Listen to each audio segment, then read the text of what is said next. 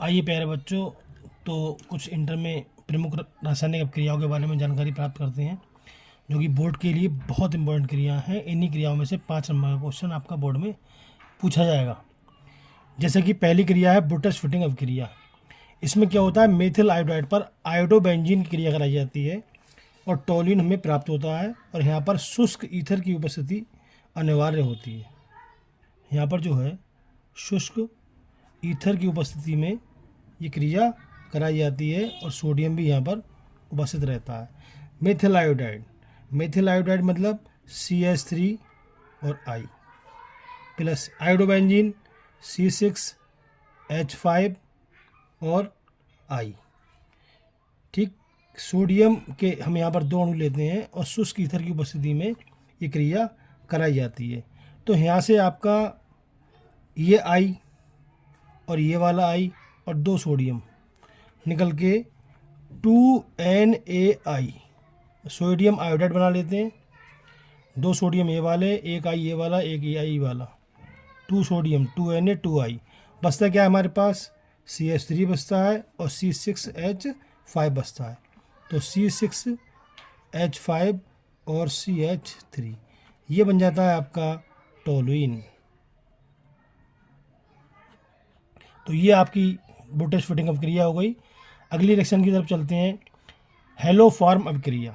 Haloform अपक्रिया में ethyl alcohol की chlorine से क्रिया सोडियम हाइड्रोक्साइड द्वारा कराई जाती है और हमें क्लोरोफॉर्म क्या होता है, प्राप्त होता है। देखिए, एथिल अल्कोहल C2H5OH और Cl2, सोडियम हाइड्रोक्साइड NaOH क्रिया कराते हैं। तो यहाँ से आप देख सकते हैं कि यहाँ पर जो सोडियम हाइड्रोक्साइड के अणु लेते हैं वो 6 लेते हैं और क्लोरीन के अणु लेते हैं 4। तो हमारा क्या बनता है, क्लोरोफॉर्म, और क्लोरोफॉर्म का फार्मूला होता है CHCl3। अब यहाँ पर देखिए Cl कितने हमारे पास, 4 दूनी 8 है, 3 Cl आ गए, 5 बचे, 5 सोडियम और 5 Cl में करके NaCl बना लेते हैं। अब हमारे पास क्या बचा, 5 Cl हो गए, 3 Cl 8 Cl और 4 दूनी 8 Cl कंप्लीट हो गए। 6 सोडियम है, 5 सोडियम आ गए, 1 सोडियम बचा। 1 सोडियम जो होता है वो क्या करता है, HCOONA ठीक बना लेता है। और हमारे पास बचे 6 H ये वाले हैं और 1 H ये वाला है, 6 और 1 7 H जो है और 5 H ये वाले हैं। तो 7 और 5 12 H हो गए। हमारे पास 1 H ये आ गया, 1 ये आ गया, 2 H आ गए, 10 H बचे। तो 5H2O, 5 दूनी 10 H ये हो गए और 5 ऑक्सीजन। तो 6 ऑक्सीजन थे और 1 ऑक्सीजन ये था, 7 ऑक्सीजन थे, 5 ये आ गए, 2 ऑक्सीजन ये आ गए। इस तरीके से हेलोफॉर्म क्रिया में क्लोरोफॉर्म बनता है। अब आते हैं फ्रीडल क्राफ्ट रिएक्शन की तरफ। इसमें बेंजीन की क्रिया मेथिल क्लोराइड से कराई जाती है। आप बेंजीन का फार्मूला जानते होंगे, बेंजीन रिंग ऐसे बनती है और इसकी क्रिया मेथिल क्लोराइड CH3Cl से कराई जाती है। तो क्या प्राप्त होता है, टोलिन प्राप्त होती है। देखिए आप कैसे प्राप्त होती है। ये जो CH3 है वो इस वाले स्थान पर लग जाता है CH3। अब यहाँ का जो H है, यहाँ पर जो H होता है, H तो आप जानते हो सब जगह पर होते हैं, हाइड्रोजन बंद सब जगह पर होते हैं, C6H6 ये फार्मूला होता है इसका। और यहाँ पर हमारे कार्बन रहते हैं सभी जगह पर। तो यहाँ का जो H होता है और ये Cl मिल करके हमारा HCl बना लेता है। अब यहाँ से जब H हटता है तो उसकी कंप्लीट पूरा करने के लिए CH3 यहाँ पर आ जाता है और ये हमारी बन जाती है टोलुइन। आइए चलते हैं एल्डोल संघनन की तरफ। इसमें एसिटाल्डिहाइड के 2 अणु सोडियम हाइड्रोक्साइड द्वारा संघनित होते हैं और एल्डोल में चेंज हो जाते हैं। देखिए किस तरीके से, CH3CHO ये है आपका एसिटाल्डिहाइड।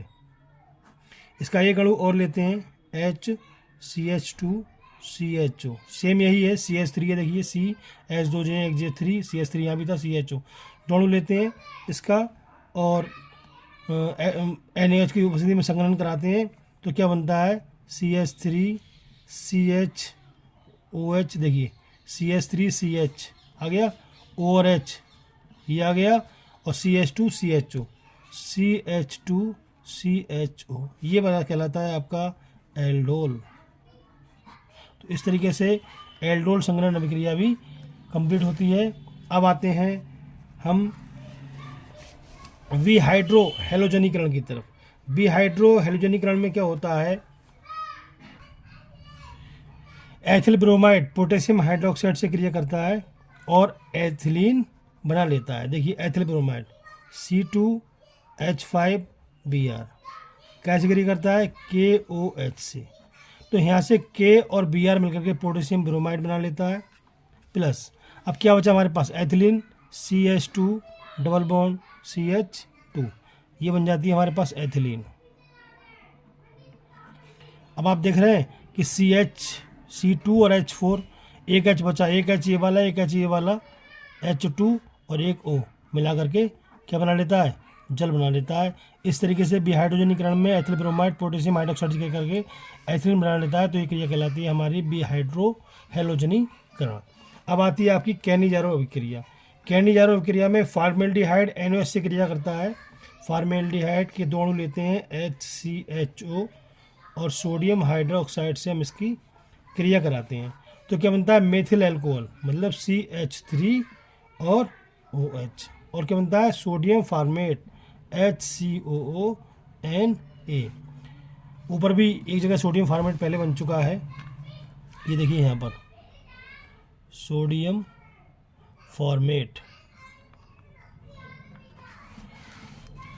तो यहाँ से देखिए आप OH ये आ गया आपके पास, CH3। अभी यहाँ पर हमारे देख रहे हैं C 2 हैं, H कितने 4 हैं, तो CH3 हमारा आ जाता है, एक C बचता है और एक H बचता है, एक C एक H ये वाला आ गया, Na ये वाला आ गया, और जो 2 O बचे थे ये वाले वो ये आ गए। इस तरीके से सोडियम फॉर्मेट हमारा बनता है और मेथिल एल्कोहल बनता है। इसके लिए क्रिया को बोलते हैं कैनिजारो अभिक्रिया। अब चलते हैं अगली रिएक्शन की ओर, जिसका नाम है राइमर टीमन अभिक्रिया। फिनॉल क्लोरोफॉर्म से क्रिया करता है सोडियम हाइड्रोक्साइड की उपस्थिति में, और सैलिसिल एल्डिहाइड बनता है। तो ये क्रिया कहलाती है हमारी राइमर टीमन अभिक्रिया। चलिए बढ़ते हैं इसकी ओर। C6H5OH क्या है ये, फिनॉल। फिनॉल क्रिया कराते हैं क्लोरोफॉर्म से, CHCl3, ये क्लोरोफॉर्म का सूत्र हो गया। सोडियम हाइड्रोक्साइड की उपस्थिति में बनाते हैं NaOH, 3 अणु उसके लेते हैं, और हमारा क्या बनता है, सैलिसिल एल्डिहाइड। तो सबसे पहले ये जो फिनॉल है हम इसको रिंग के रूप में लिख लेते हैं OH। तो यहाँ पर जो CH है, ये वाला CH इसके ऑर्थो पर, और OH का होल ट्वाइस, OH का होल ट्वाइस। हमारे पास कितने H बचे, 2 OH बचे, और क्या बचा हमारे पास, 3 Na बचा। तो 3 Na और 3 Cl मिलकर के बना लेते हैं हमारे पास NaCl, ठीक। और हमारे पास बचते हैं अभी, तो यहाँ पर बचता है आपका एक H और एक O, और जब यहाँ पर ये जुड़ता है CHOH का होल ट्वाइस, तो एक H यहाँ का और एक H ये वाला, H2 और O, क्या बनता है हमारे पास, जल बनता है। अब दोबारा से हम इस पर क्रिया कराते हैं, ठीक है, इसको आगे बढ़ाते हैं। तो इसमें से H प्लस आयन, ठीक है, यहाँ से क्या होता है, H2 और एक O निकल जाता है, और हमारे पास जो बनता है वो बनता है सैलिसिल एल्डिहाइड।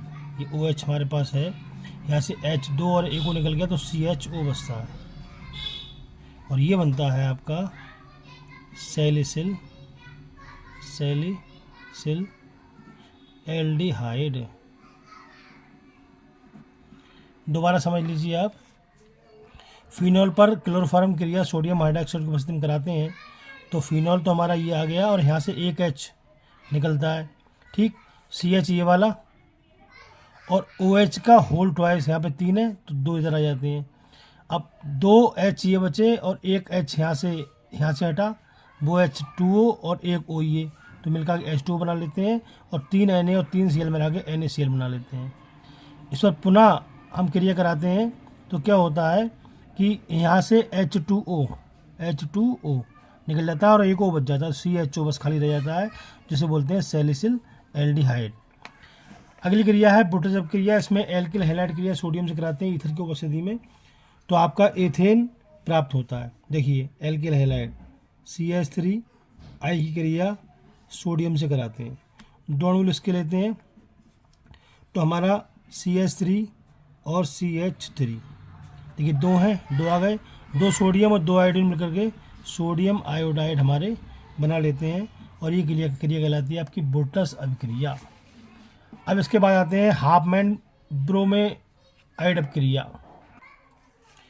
इसमें एसिटामाइड की क्रिया द्रव्य ब्रोमीन के साथ पोटेशियम हाइड्रोक्साइड की उपस्थिति में कराते हैं तो मेथिल एमीन प्राप्त होता है, इसे बोलते हैं हाफमैन ब्रोमाइड अभिक्रिया।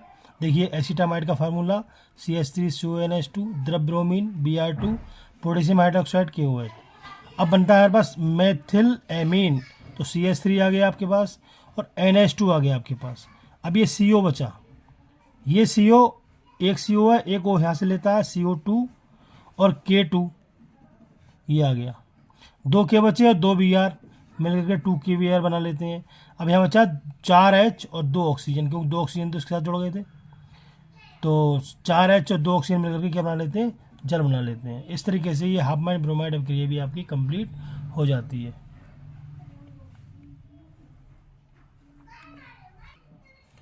आइए चलते हैं नेक्स्ट अभिक्रिया की तरफ, विलियमसन अभिक्रिया या विलियमसन संश्लेषण अभिक्रिया के नाम से भी हम इसे जानते हैं। सोडियम एथॉक्साइड की उपस्थिति में एथिल आयोडाइड से क्रिया कराते हैं और डाई एथिल ईथर प्राप्त होता है, तो ये क्रिया कहलाती है विलियमसन अभिक्रिया। देखिए sodium ethoxide C2H5ONa, ethyl iodide C2H5I की उपस्थिति में से गर्म करते हैं तो C2H5O और C2H5, समझ में आया, C2H5O और C2H5 जुड़ जाते हैं और Na और I मिलकर के सोडियम आयोडाइड जो हमारा अलग बना लेते हैं। इस तरीके से इस क्रिया को बोलते हैं विलियमसन संश्लेषण अभिक्रिया। नेक्स्ट अभिक्रिया है सैंडमायर अभिक्रिया। बेंजीन डाई एजोनियम क्लोराइड को की क्रिया HCl से कराई जाती है कॉपर क्लोराइड की उपस्थिति में, तो क्लोरोबेंजीन हमारी प्राप्त होती है। देखिए किस तरीके से इस क्रिया को कंप्लीट कराते हैं। सबसे पहले हम लिखेंगे बेंजीन डाई एजोनियम क्लोराइड का formula, N double bond N और Cl। इसकी क्रिया कराते हैं कॉपर क्लोराइड Cu2Cl2 और HCl की उपस्थिति में। होता क्या है, यहाँ से यहाँ बचता है केवल हमारे पास Cl, ये वाला Cl यहाँ पहुँच जाता है, N2 हमारे पास अलग हो जाता है और एक H और एक Cl मिलकर के हमारा HCl बना लेता है। ये नाइट्रोजन गैस बनती है इसमें, जो कि ऊपर तीर का निशान शो करता है कि ये ऊपर उड़ जाती है, गैस के लिए शो करता है। इस तरीके से ये क्रिया कहलाती है सैंडमायर अभिक्रिया। आगे है आपकी सिमट अभिक्रिया।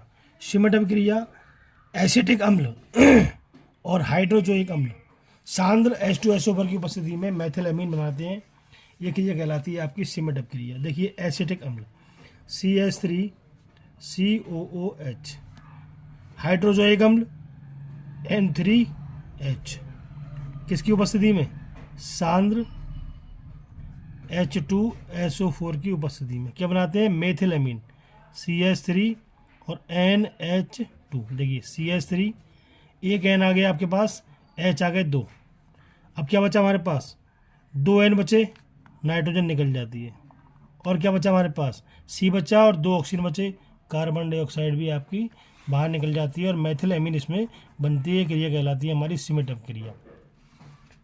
नेक्स्ट अभिक्रिया है कार्बिल एमीन अभिक्रिया।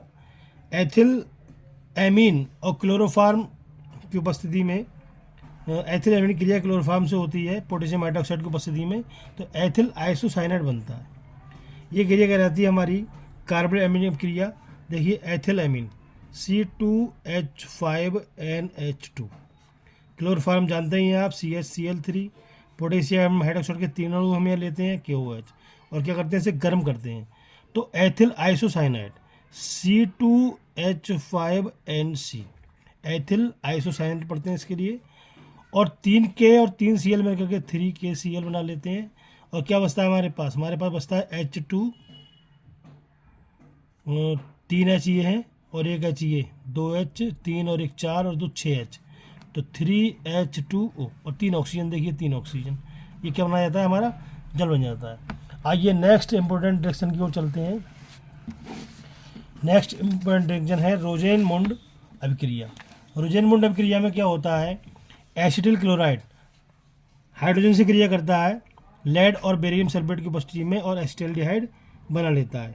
इस क्रिया को बोलते हैं रोजेनमुंड अभिक्रिया।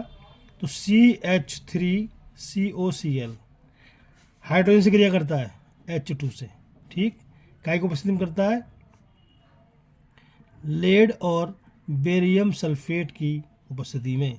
क्या बनता है, CH3CHO, CH3 C एक H इसमें से लेते हैं और एक O CHO, और एक H और एक Cl मिलकर के बना लेता है हमारे पास HCl। ये क्रिया कहलाती है रोजेनमुंड अभिक्रिया। अब नेक्स्ट और लास्ट हम रिएक्शन की तरफ चलते हैं, जिसका नाम है इटार्ट अभिक्रिया। इटार्ट अभिक्रिया में टॉल्यूइन नवजात ऑक्सीजन से क्रिया करता है, ठीक। ये क्रिया क्रोमिल क्लोराइड द्वारा, ठीक है, और कार्बन डाइसल्फाइड की उपस्थिति में कराई जाती है और हमारा बेंजल्डिहाइड प्राप्त होता है। देखिए C6H5CH3, क्या ये टॉल्यूइन है, 2 अणु नवजात ऑक्सीजन के लेते हैं, और हमारा क्रोमिल क्लोराइड CrO2Cl2 और कार्बन डाइसल्फाइड की उपस्थिति में क्रिया कराई जाती है। तो क्या बनता है, C6H5CHO बेंजल्डिहाइड, C और एक H और एक को यहाँ से ले लेते हैं।